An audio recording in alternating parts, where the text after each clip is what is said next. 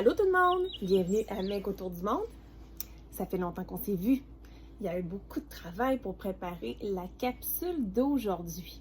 Parce que c'est un vaste pays qu'on va découvrir où il y a plein de choses à voir.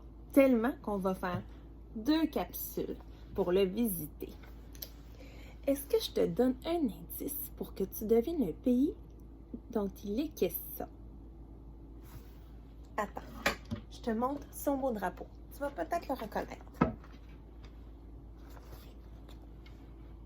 Est-ce que ce drapeau te dit quelque chose? Oui? Non? C'est le drapeau des États-Unis. Les États-Unis d'Amérique, qu'on dit. Je te montre c'est où. Donc, les États-Unis, c'est situé en Amérique du Nord, ici. Regarde le cercle. Donc, c'est le pays qui est en vert, qui est situé, donc, entre le Canada, en jaune, qui est le grand pays ici, et le pays un peu plus petit, en orange, ici, qui est le Mexique. Donc, les États-Unis, ça occupe une grande partie de l'Amérique du Nord. Beaucoup de choses à voir aux États-Unis. On commence? D'accord. Bon, premièrement, son beau drapeau, composé de 13 lignes horizontales rouges et blanches et d'un rectangle bleu dans lequel on retrouve 50 étoiles qui ont 5 pointes. Donc, 50 étoiles blanches sur un rectangle bleu. Est-ce que tu sais ce que représente le nombre d'étoiles? Le nombre d'étoiles, c'est le nombre d'États aux États-Unis. Donc, au courant de l'histoire des États-Unis, il y a eu plusieurs versions de drapeaux. En fait, il y en a eu 27 jusqu'à maintenant. Donc, le nombre d'étoiles évolue selon le nombre d'États aux États-Unis. Donc, il y a présentement 50 États aux États-Unis. Donc, 50 étoiles. Mais dans la première version, il y avait seulement 13 étoiles dans le drapeau. Quelle langue on parle aux États-Unis? On parle l'anglais. Donc, l'anglais qui était parlé en Angleterre. Donc, beaucoup d'Anglais d'Angleterre qui sont venus vivre en Amérique lorsqu'il y a eu la découverte des Amériques. Donc, la langue parlée la plus en importance aux États-Unis, c'est l'anglais. Et combien d'habitants aux États-Unis? Oh, ça, il y en a beaucoup. 330 millions d'habitants aux États-Unis. C'est beaucoup, hein? Ouais, regarde tous les petits bonhommes. Beaucoup de gens aux États-Unis. Et regarde, tu vois, ça c'est la Terre et ça c'est le continent nord-américain. Aux États-Unis, il y a le grand territoire central ici qu'on appelle le mainland, donc la terre centrale, dans lequel il y a 48 États. Et il y a 2 États qui sont ailleurs. L'Alaska, qu'on retrouve ici, donc au nord-ouest du Canada, qui appartient aux États-Unis. Et il y a un petit point que tu vois peut-être tout juste ici. C'est un archipel de 137 îles qui s'appelle Hawaï. Donc, c'est dans le Pacifique Nord. Donc, là, Hawaï est le 50e État des États-Unis. Ensuite, au-delà de l'Alaska, du mainland et d'Hawaï, il y a aussi 14 territoires qui appartiennent aux États-Unis qui se situent aussi dans le Pacifique. Tu vois ici, donc d'autres petites îles et aussi dans les Caraïbes, dont les îles Vierges américaines et aussi, peut-être que tu as déjà entendu parler de cette île, l'île de Porto Rico. Donc, ce sont des territoires américains, non pas des États, mais des territoires.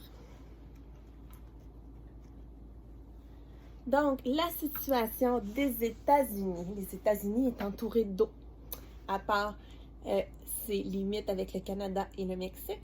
Pour le reste, les États-Unis touchent à plusieurs océans, l'océan Pacifique à l'ouest, l'océan Atlantique à l'est et le golfe du Mexique au sud-est.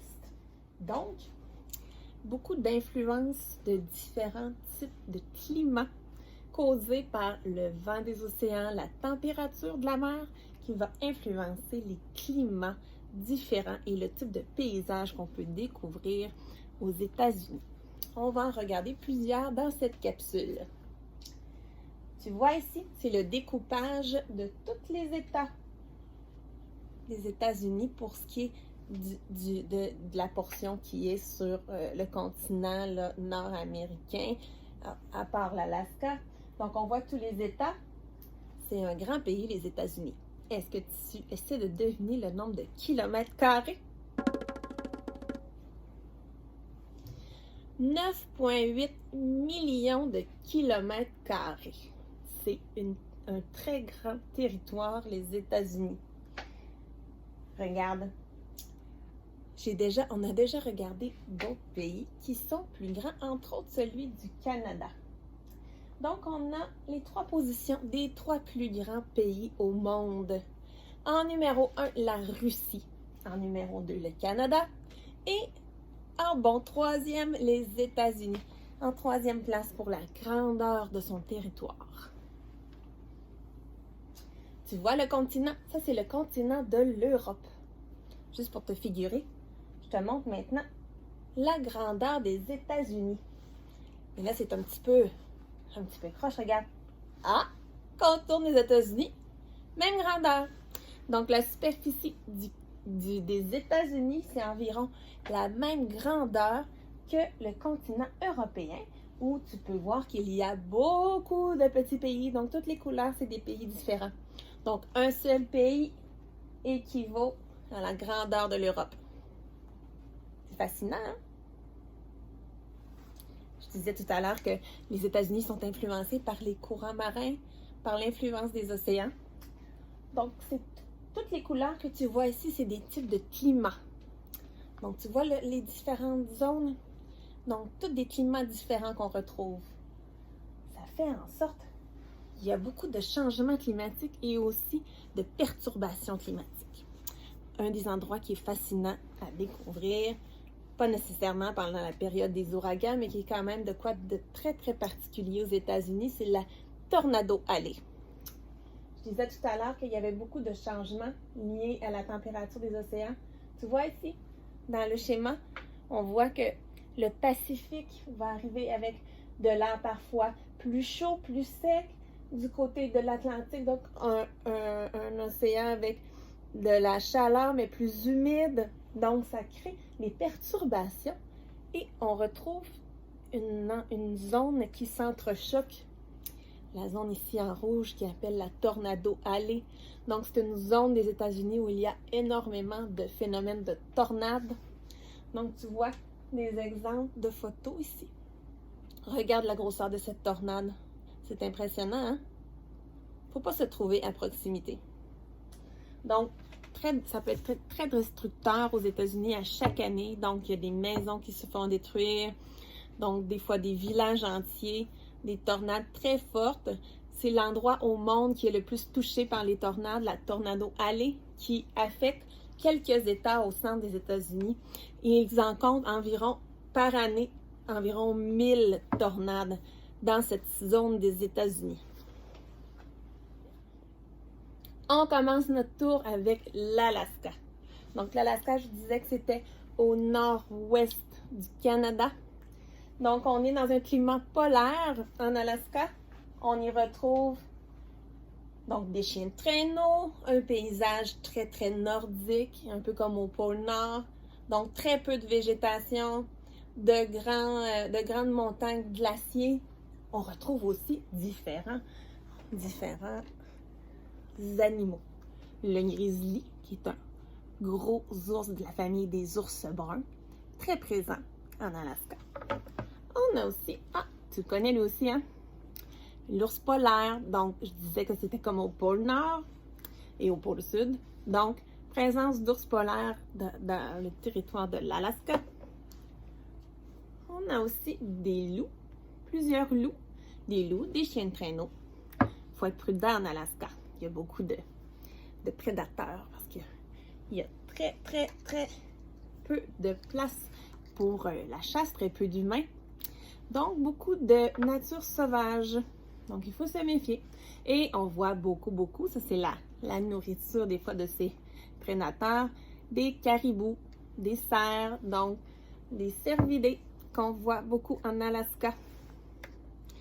Plusieurs beaux animaux à découvrir. Alors, on change du tout au tout. On change complètement de climat, de température, entre autres. On s'en va à Hawaï. Hawaï, dans le Pacifique Nord. Regarde. Donc là, on est passé des deux extrêmes de très glacial à très chaud. Donc, les paysages d'Hawaï, c'est des plages, des eaux turquoises. Regarde comme c'est beau. Des belles chutes. On a aussi cette fleur-là qui est très typique, une fleur d'hibiscus, très typique pour représenter Hawaï. De belles montagnes à Hawaï. Il y a une grande quantité de volcans. Donc, des très beaux paysages, très impressionnants. Une des choses qu'on fait lorsqu'on arrive à Hawaï, c'est qu'on nous remet souvent un collier de fleurs comme ça. Et on va nous dire « Aloha ». Est-ce que tu sais qu'est-ce que ça veut dire « Aloha » ? Aloha, comme ça, ça veut dire « bienvenue ». C'est un terme qui est très utilisé dans la culture hawaïenne, qui veut dire bienvenue, bonjour. Donc, c'est un synonyme d'accueil. Donc, on voit ici une dame qui habite à Hawaï, qui présente le collier de fleurs. Souvent, on va nous remettre un collier de fleurs lorsqu'on arrive à l'aéroport d'Hawaï ou encore dans les hôtels. Donc, très typique de Hawaï. À Hawaï, on fait du surf. Il y a dans les plus grandes vagues au monde. Donc, le surf. Donc, très pratiqué à Hawaï. Donc, des vagues qui peuvent atteindre 10 mètres, 12 mètres. Donc, des très grosses vagues. Donc, il faut être un surfeur expert pour faire le surf à Hawaï. On passe maintenant au parc national de Yellowstone. Donc, un tout autre paysage, encore une fois. Donc, tu vois, une des choses particulières qu'il y a dans le parc national de Yellowstone, c'est les geysers. Je te montre, tu vois ici, un geyser, un autre geyser, regarde les belles couleurs. Donc, c'est un geyser qui est créé par de l'activité dans les plaques au niveau de la croûte terrestre. Donc, lorsqu'il y a de l'activité, donc de la chaleur qui se forme en dessous de la croûte terrestre, ça fait bouillir en fait de l'eau qu'il peut avoir dans les sols et ça peut créer des explosions, donc des geysers, donc des colonnes d'eau qui vont sortir de la terre. Donc c'est très impressionnant comme phénomène, donc c'est une des choses qu'on peut voir dans le parc national de Yellowstone. Et je sais pas si tu te rappelles, il y a un pays dans le monde où il y en a beaucoup qu'on a déjà visité, c'était l'Islande. Donc à Yellowstone, un autre bel endroit pour visiter et voir les geysers. On change d'endroit encore une fois. On va aller voir Death Valley. Death Valley, ça veut dire la vallée de la mort. Pourquoi? Parce que c'est extrêmement chaud. Tu vois? Très aride. Donc, extrêmement chaud. D'ailleurs, c'est l'endroit où il a été mesuré la température la plus chaude jamais vécue. Donc, 56 degrés Celsius, il a fait il y a de cela 50 ou 75 ans. Donc, 56 degrés Celsius à Death Valley. Mais il est très fréquent qu'il fasse du 40-45 degrés. Donc, on a chaud quand on va à Death Valley. Même qu'il y a une petite anecdote que je me suis déjà fait compter, qu'on peut faire cuire un œuf sur notre voiture. Tellement la voiture est chaude, tellement chaud le métal, qu'en cassant un œuf dessus, il va cuire. Tu essaieras si un jour tu vas visiter Death Valley.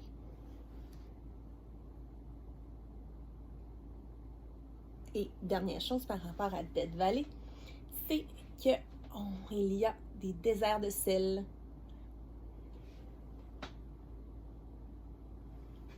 Un autre endroit, c'est la Louisiane. La Louisiane, c'est un État qui a un historique francophone, donc il y a quand même une proportion importante dans le territoire de la Louisiane de gens qui parlent français. C'est issu de l'histoire, donc il y a eu des colons français qui se sont installés, des gens de l'Acadie au Canada qui se sont aussi installés à une certaine époque en Louisiane. Donc on retrouve des bâtiments très inspirés de l'architecture française et des bayous. Tu vois ces bayous?